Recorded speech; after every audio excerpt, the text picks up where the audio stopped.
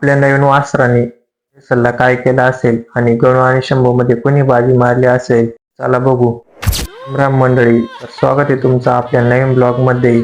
आपण चाललो होतो आपल्या दाजीने नवीन गोरा खरेदी केला होता, रेसल द्यायची होती.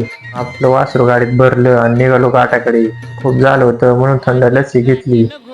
गणू शेट कसा मजेत लस्सी आणतोय गाडीच्या टापावर बसून. शेटला म्हणलं हान चल. लस्सी पिण्याचा आनंद घेत आलो दाजींच्या गोठ्यावर. गणू शेट आणि शंभू शेट मध्ये बाजी मारली असेल तुम्हीच बघा. अरे का ना धर ना. हा धरून दाखव कसा पण धरून दाखव. Challenge challenge.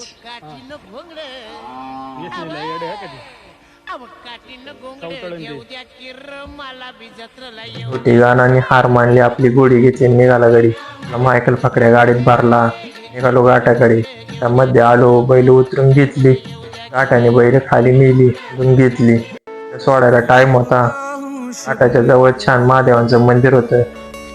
गाणा आणि मी आलो दर्शन घेण्यासाठी. दर्शन घेतलं, घाटाकडे सोडायला घेतली.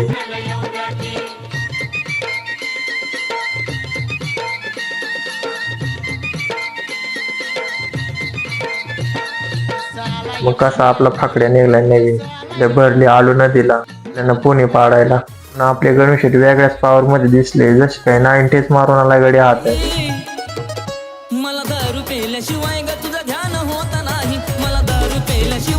पहिल्यानं मस्त पोणी पाडून घेतली. हो ते मायकल गोडी बाहेर आली बघा. हे गाणं तू आहे काय.